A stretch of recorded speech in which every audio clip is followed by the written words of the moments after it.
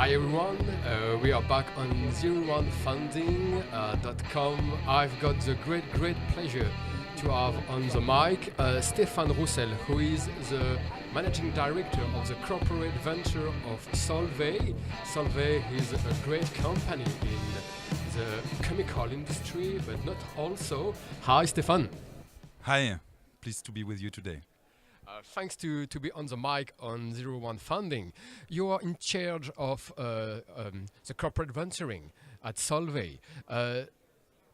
What is the job, the daily job for you, according to your new roadmap to figure out new kind of materials?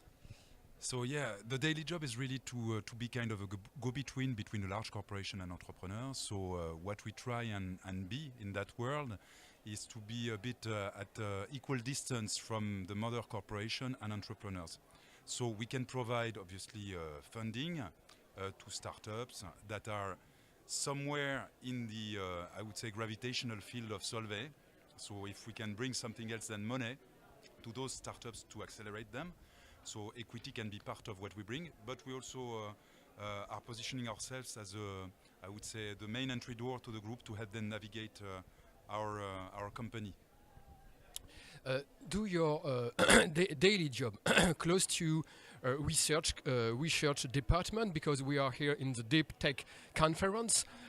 When we spoke about new material, we are very close to scientists.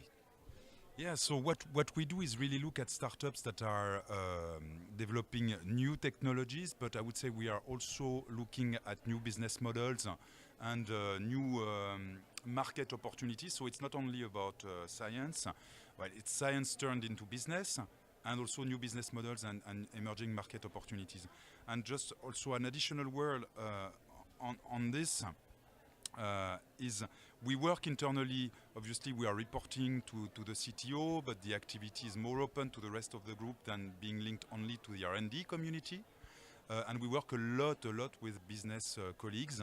And so we like to discuss with these points of contacts in the group that have the ability to make a decision between going inside in R&D or partnering with others outside. And those are not necessarily usually the researchers. They can be marketing people or business people also. According to this new segment around deep tech, what is deep tech for you? I think we have, in our world of, we are a materials company, a chemical company, we do advanced materials. So I like to understand deep tech as something that requires, I would say, deep R&D. There is a barrier to entry linked to technology. It can be applied to anything like artificial intelligence, but we are obviously more interested, I would say, well, equally interested in digital disruption, so much as it intersects with our business and in advances in our core, I would say, business position today, which is pretty much about advanced materials and chemicals. According to your core business, as you mentioned, how do you leverage AI? Because it's not natural.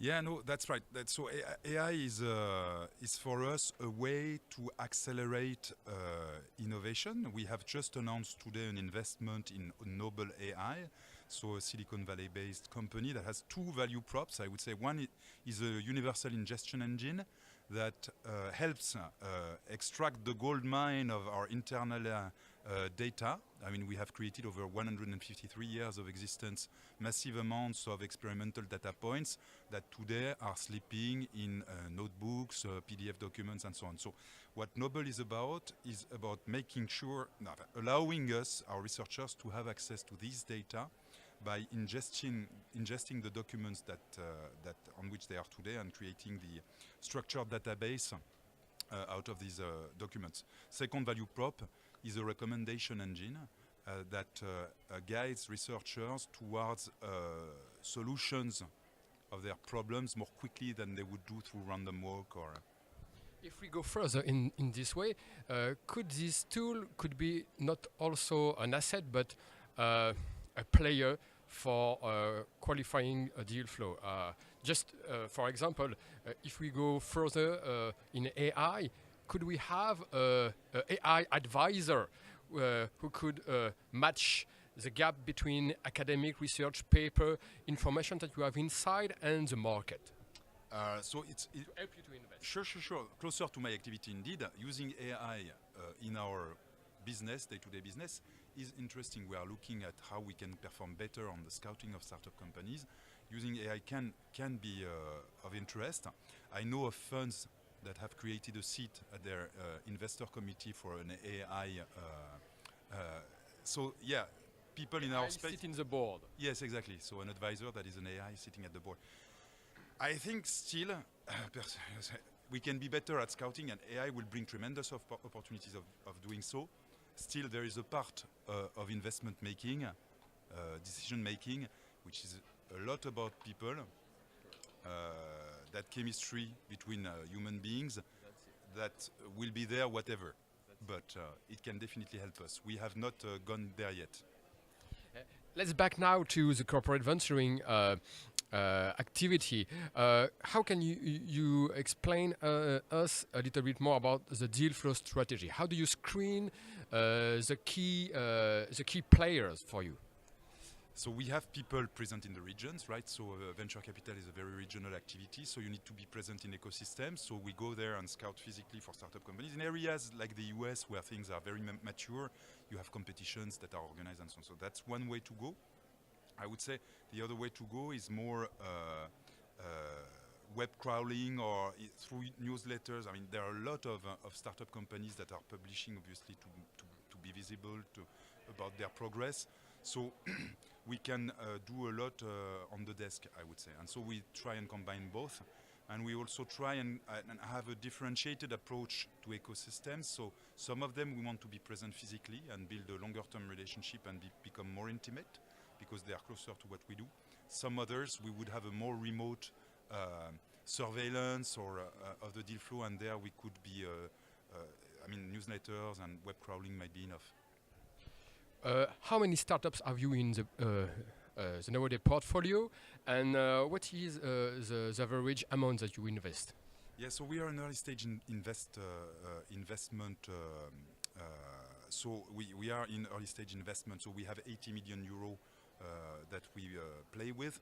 So if you'd like, on average between 0.5 and 3 million for a first round of financing, 5 to 7 over the life of the startups in our portfolio. We have 5 companies in our portfolio today, all US based for now.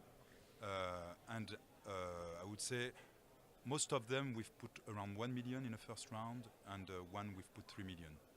And last but not least, how do you cope with VCs to close a deal? We very much like to co-invest with others because we are bringing different perspectives. If we can team up with people that have another value add than the one we have, so pure financial VCs, we very much like to co-invest with them.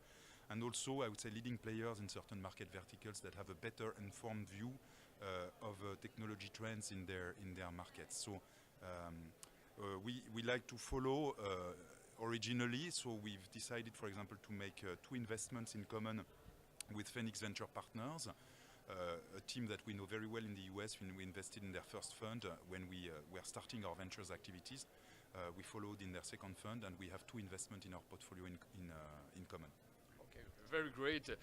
Thanks very much, Stéphane, for this insight and to share with us the policy, the strategy of Solvay. Stéphane, who is the head of corporate venturing at Solvay. Thank you very much again, and see you next on Digital One Funding. Thank you. You're welcome. Bye.